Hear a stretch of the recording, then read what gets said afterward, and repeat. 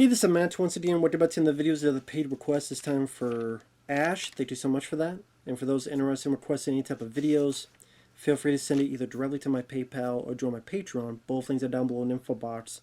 If you do use the PayPal, make sure you use the family and friends option. It seems like that just works better for PayPal.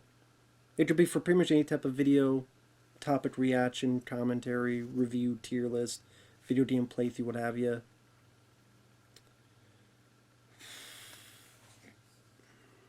Mary Reilly.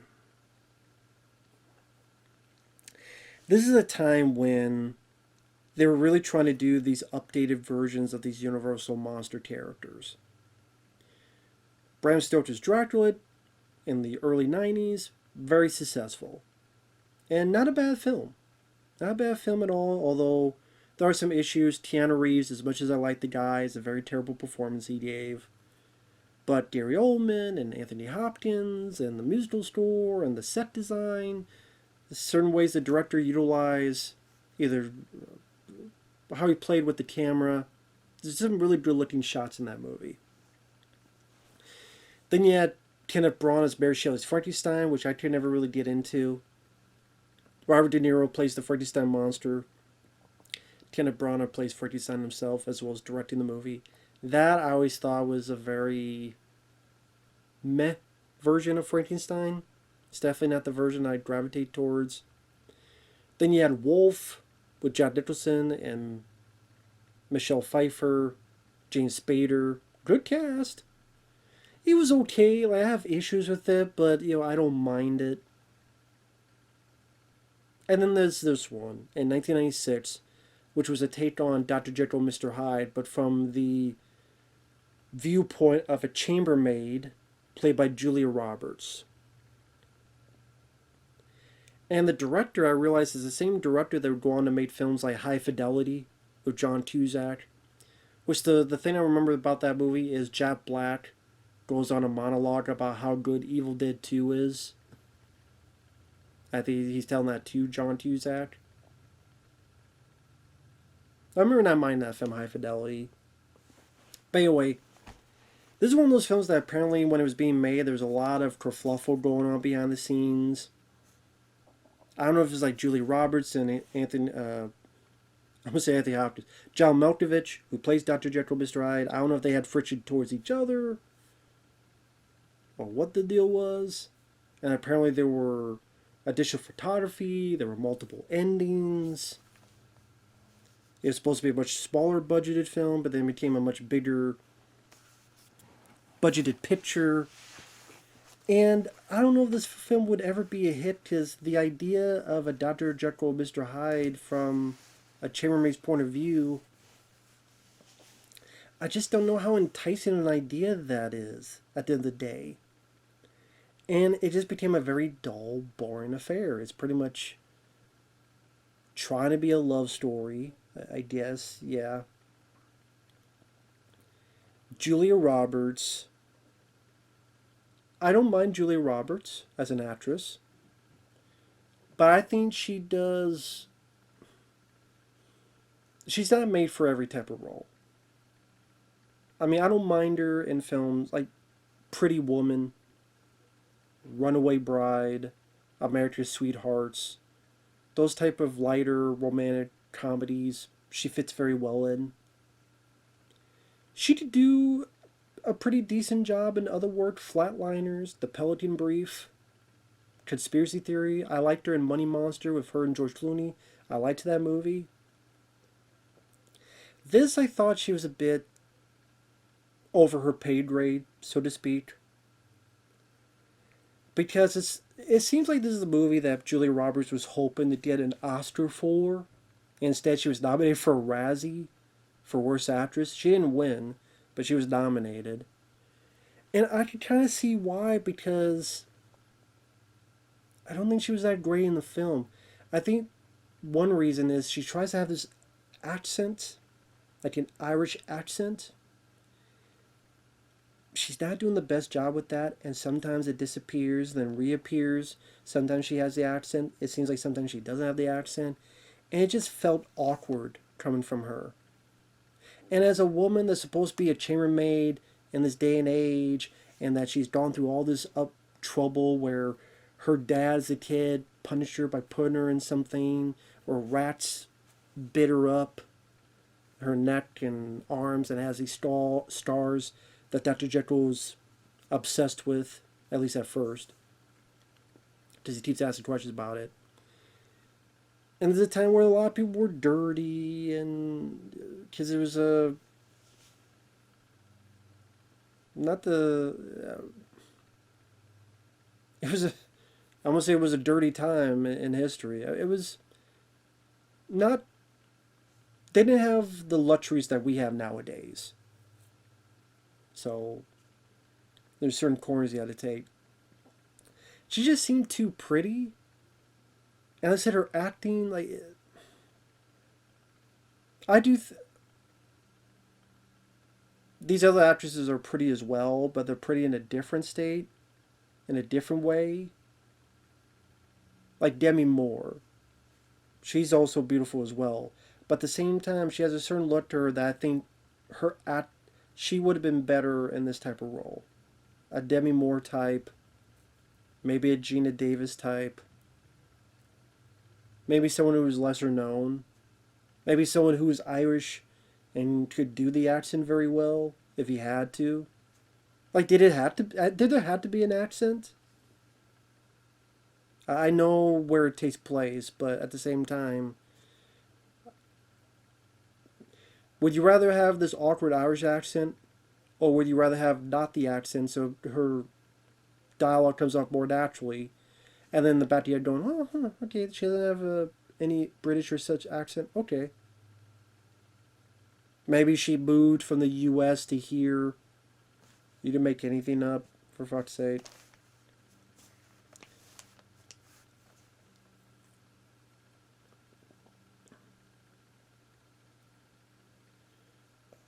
Other people in the film, Glenn Close is in the movie for a bit as a madam that runs this brothel. And John Malkovich, at first, as Dr. Jekyll, is very monotone and very, I don't want to say sleepy, because a lot of John Malkovich roles are kind of that monotone way of speaking until the switch hits and he gets more agitated, more angry. And The Line of Fire is a great example of that. That's a great role that he played. Wonderful Clint Eastwood movie. So I think for what he's given to do, John Malkovich does what he can. But when he's Dr. Hyde, okay, when he's Mr. Hyde, they go for a different type of Hyde. It's not a monstrous version. It's, okay, Dr. Jekyll looks a bit older with different hair and glasses. Mr. Hyde is a younger looking John Malkovich. So pretty much let's take all the old makeup off. Let's have longer hair. Instead of gray hair, you have like black brown hair. And you're a lot more adamant, a lot more sure of yourself. Granted, you should see enough of their face to go, are you guys brothers? I would at least thought, are you guys brothers or are you guys related? Because I think even with the Jekyll and Hyde, there's enough noticeable features in their face and their eyes, especially the eyes. I would look at the eyes and go, you guys brothers? You guys cousins at least? But no one ever brings that up.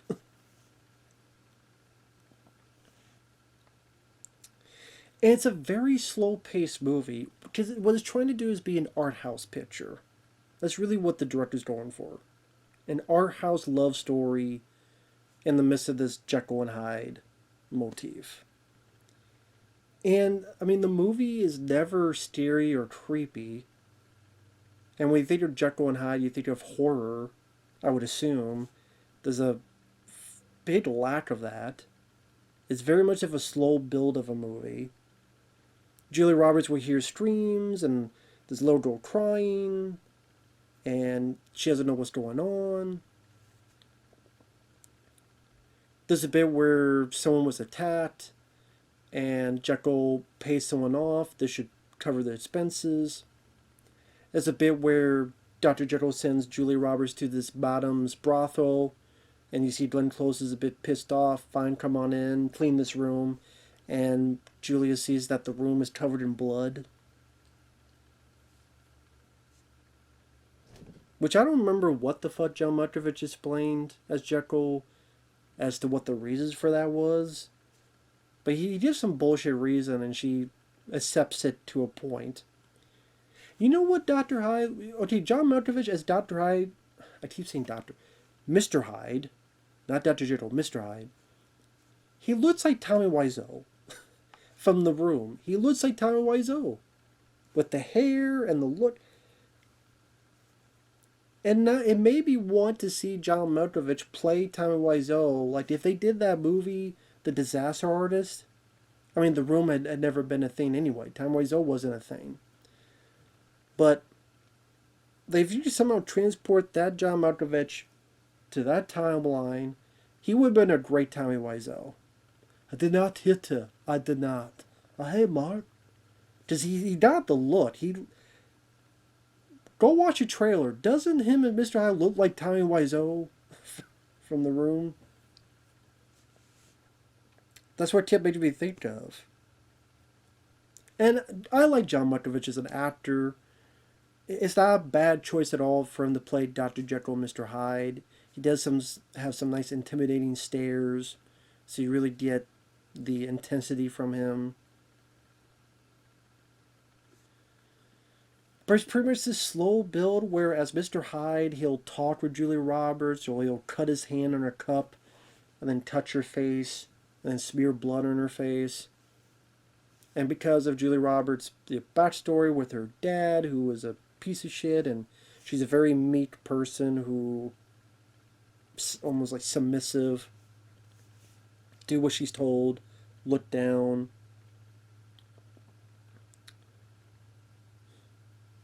It still made me kind of question why the fuck. I don't know if I say she falls in love with him, but I guess being a loyal servant to Dr. Jekyll will lie for him. Oh no, no one was there when someone got their fucking head smashed in with a cane. Which is one of the few violent moments, is that there's a brief bit where you see Mr. Hyde come across someone and put a cane right into the guy's fucking head.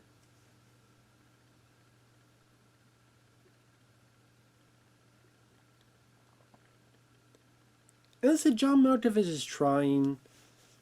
He's not doing a bad job. Like he says the line, "He is merely the cave in which I shelter," meaning the difference between who Hyde is compared to Jekyll. So it depends what you want out of a Jekyll and Hyde story. If you want a slow-paced love story, be my guest.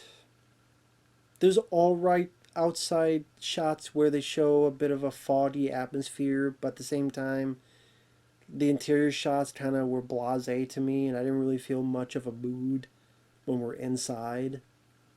I definitely didn't feel any sense of suspense or fear. John Malkovich is doing fine, but I mean, I'd rather watch him in Con Air or In the Line of Fire or various other movies. Julia Roberts, I think, was miscast. I don't think she was the right person for the job.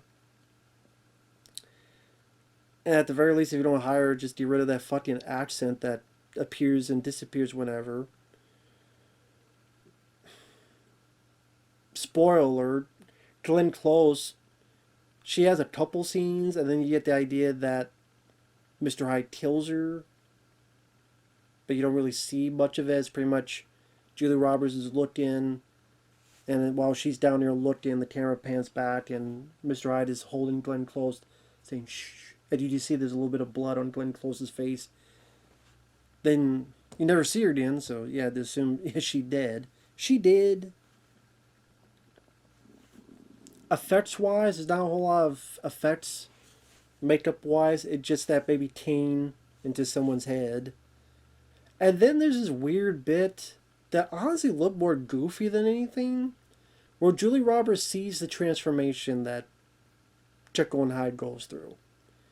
Where one will scream, and then a fucking arm like comes out of his back, as if it was one of the souls coming out of Freddy and Nightmare on Elm Street Part 4, The Dream Master, or like that type of thing.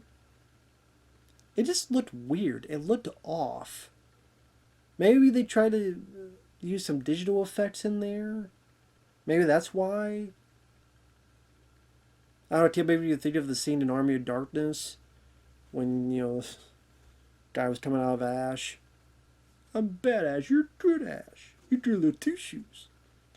But it looked a lot better in that as it used much more practical. There's a lot more style to it. Here, I don't really get much of a sense of style to the movie.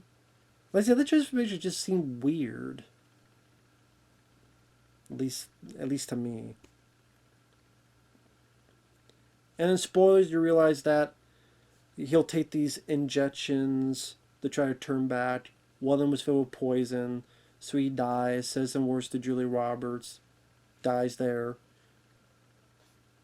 This is after there's this cat mouse chase where Mr. Hyde is chasing Julie Roberts, catches her, then realizes he can't kill her because he's in love with her, and then transformation, dies, all that shit. Julia Roberts walks into the fog, the movie ends. And there's a reason why no one remembers this goddamn movie. I know you see comments on IMDb that's underrated. I disagree. I think it's rated as much as it should have been back in the day. The film bombed. It critically bombed. I mean, I think Siskel and Ebert were like some of the few critics that liked it at the time. It's a very droll, slow, boring affair. And